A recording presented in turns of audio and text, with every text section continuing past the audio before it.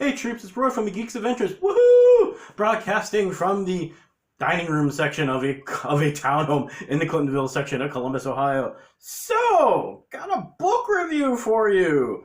In particular, just released recently, the Star Trek Shipyards, Starfleet ships, the first two volumes specifically for the Federation, from, let's see, 2151 through 2293, basically from Enterprise up until Generations, actually, with the Enterprise B, and 2294 to the future. So everything from actually that's kind of the everything basically from Next Gen onward.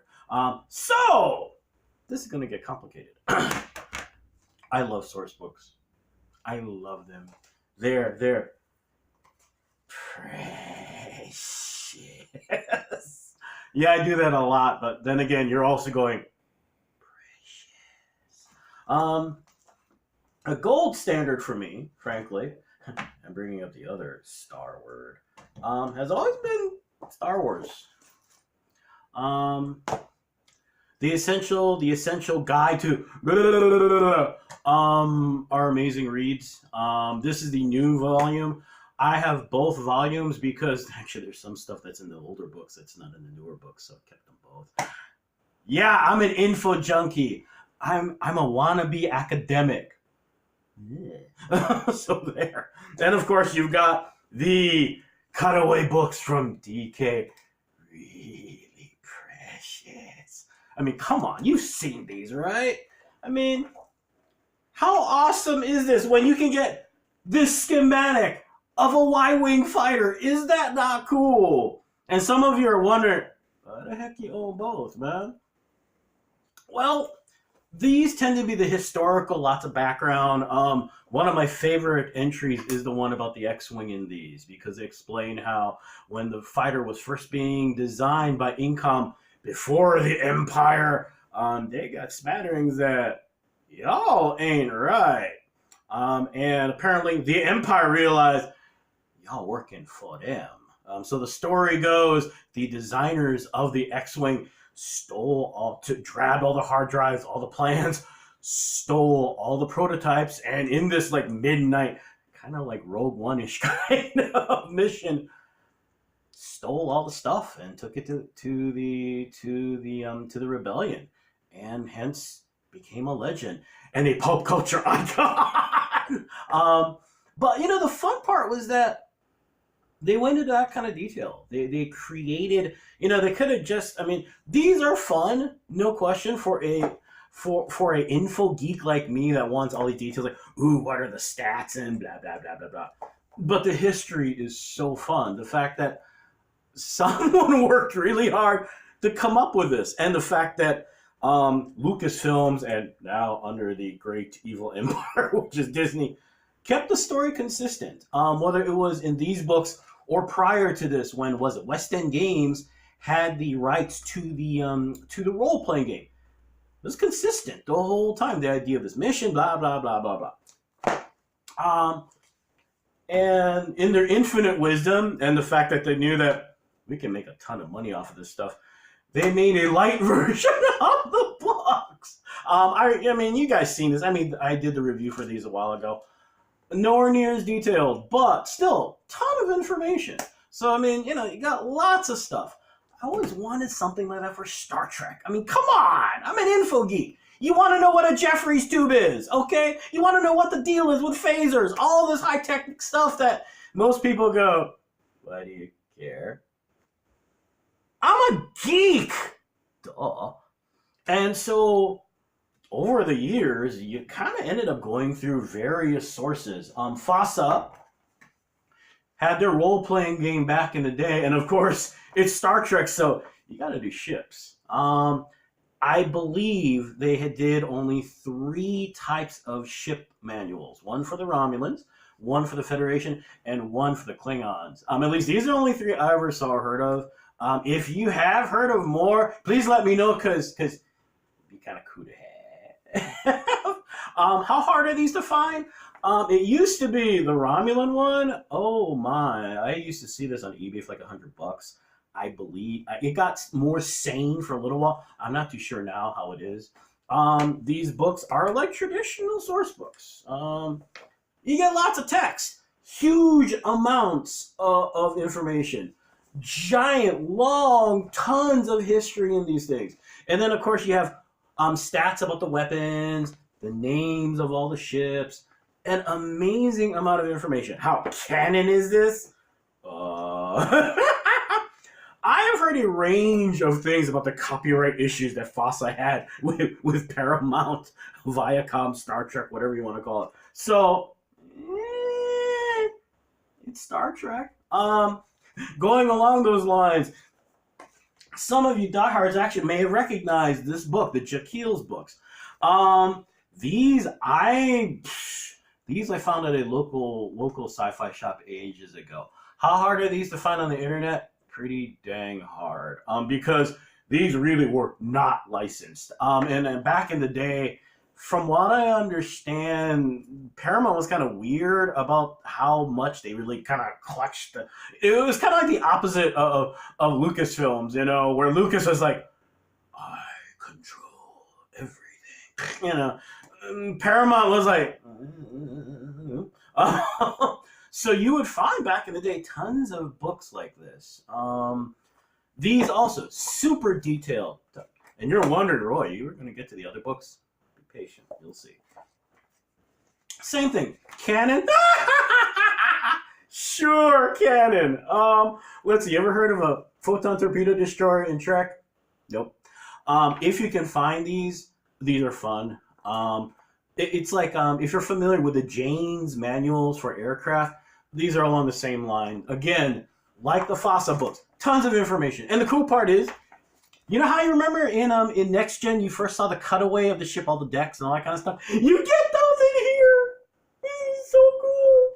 How accurate and useful? Not really, but actually it's kind of useful. You know, you got little things like where the intermix chamber is, you know, stuff like that.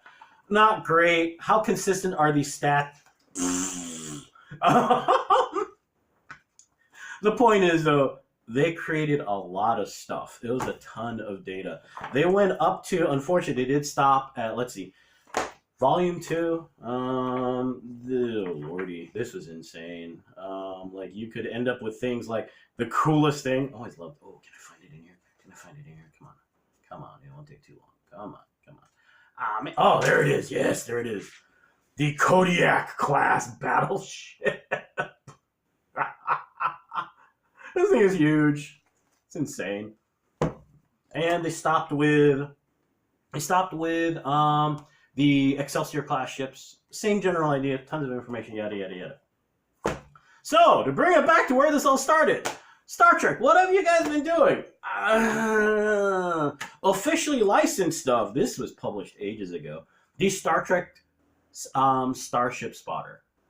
Actually, okay, bad news is kind of tiny. Good news is it's got tons of data. And it's not just Federation ships, okay? They have the Derek's class. They've got the classic Klingon D7 battlecruiser. Blah, blah, blah, blah, blah. Tons of information. And actually pretty cool stuff. You know, you get a little bit of history. You get a little bit of this and that. You get some stats. You know, all the fun stuff info geeks like me just drool over. Flash forward. And the hope was when Haynes got involved, this would get real. Haynes manuals, they're legendary. You go to Amazon, you go to any website. Literally, it's an owner's manual for everything from how to survive a nuclear war to your favorite sports car. And they've got not a ton, but they've got some sci-fi related stuff. Like if you've seen they've got owner's manual for the Death Star, one for the Millennium Falcon. There are a couple for, actually, there's one for Thunderbirds if you're into Jerry Anderson's work, and one also for, oh gosh darn it, one other book that just escaped my mind. But anyway, they came up with this one for the Enterprise. How is it? I reviewed this a long time ago in a blog or something. It's a good book. This has all the versions of the Enterprise up until the NX001. Wow. Yeah, NX01. Oh, well, yes, I'm cheating. I'm reading the thing on the back. Overall, lots of information. Lots of really cool pictures. Lots of cool diagrams also. No surprise, the Galaxy class and the original series Enterprise get the highest amount of detailed information because there's just a ton of it. But you get things like what the consoles look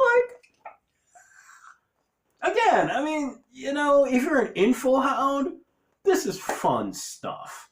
Fun stuff.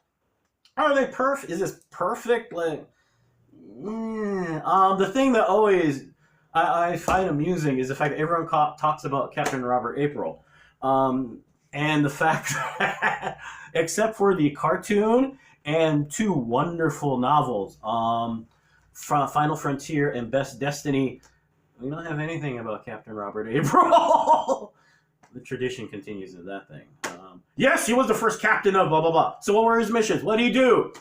He did stuff. And then Christopher Pike showed up. So, come to now. So let's deal with these. These books are massive. As you can see, these are hardcover right now only. So for those of you who hate hardcover, sorry guys, this is all you got right now. But these just were released. The good news, tons of ships. Seriously. This is the one for before next gen. Tons of ships.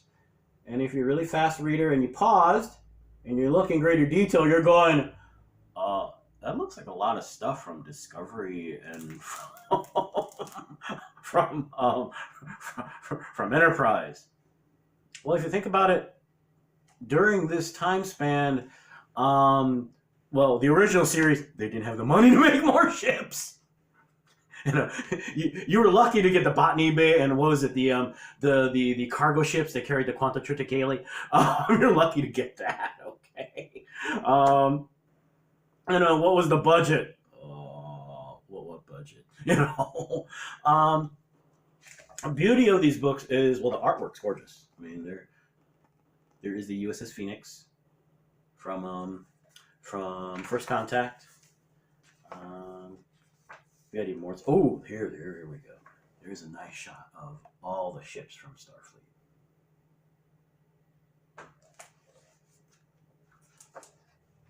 Ooh. And here's a shot of one of the ships from Discovery. Lots of stuff. You're going, that's pretty pictures, man. But this is when you start running into stuff.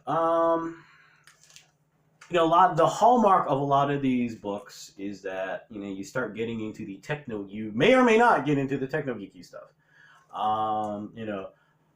How many terawatts in this phaser fire? Blah blah blah blah blah. How important is that? I'm one of those who likes that kind of crap. Okay, sorry, I'm a former engineering student. Former, which means that a lot of my knowledge is not just based upon Discovery Channel specials. Okay, these days a lot of it is, but hey. I still know the acceleration of gravity is 9.81 meters per second squared, so yeah. So there. But, the one of the moments that you kind of realize the book's kind of, moments like this where you have, all these wonderful arrows pointing to, what stuff is. So where are the weapons emplacements? Where's, you get some generic stuff like the registry, the name of the ship. One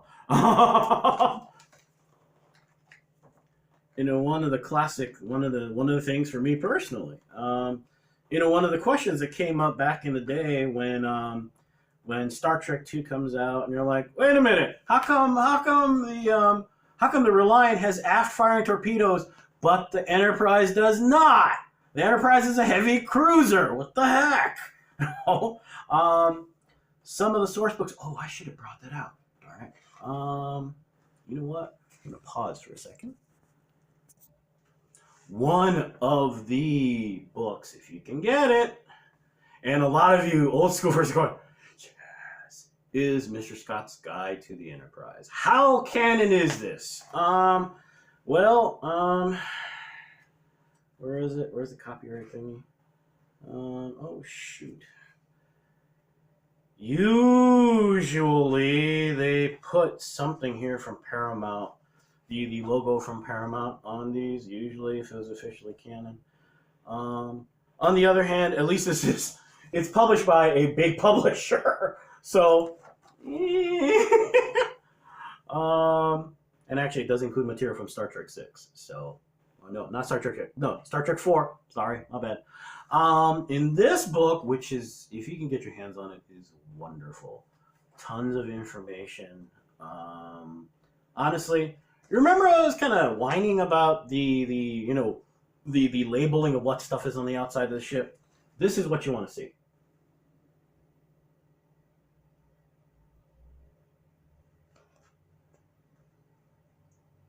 If you're an info hound who is incredibly anal retentive about that kind of stuff like me, that's what you want to see. What is this stuff? Where are the phaser arrays or the phaser ports? And where are your photon torpedoes? You're looking at the Enterprise. Is this the A? I think this is the A.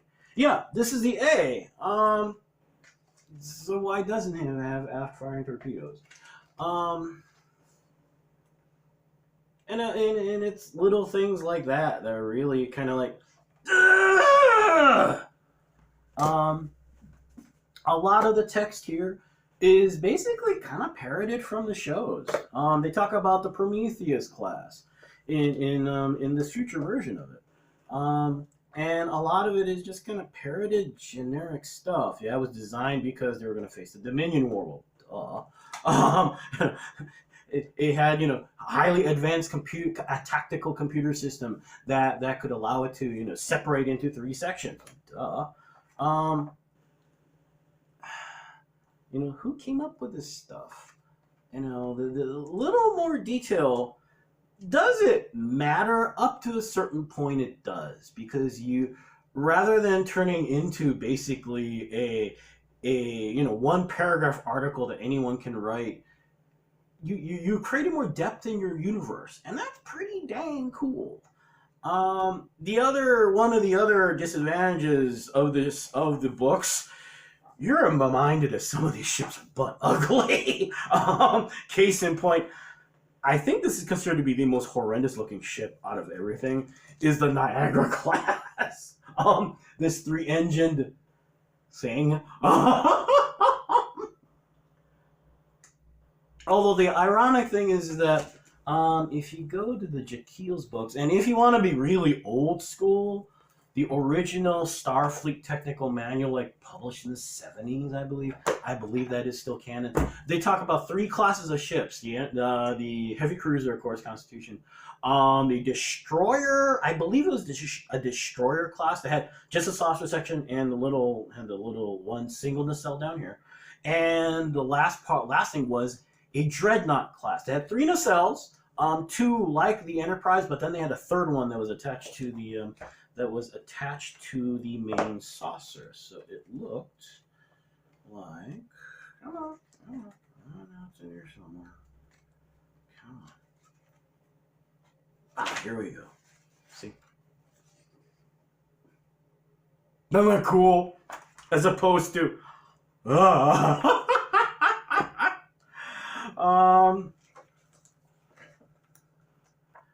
so yeah, it's. So what's the word on this thing? You're going, dear Lord, do you like it? Do you hate it? What? If you're a general fan that wants to read more material, that wants background on the ships, these are fun. There is a lot of information. You don't have to go digging through 20 million sources to find it. The artwork is beautiful in this stuff. Gorgeous pictures from all over the place, yada, yada, yada.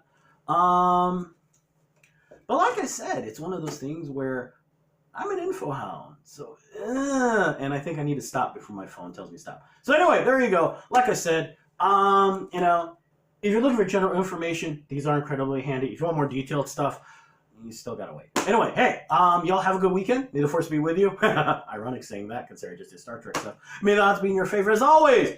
Be good to each other, okay, troops? Peace. Peeps. Later. Bye!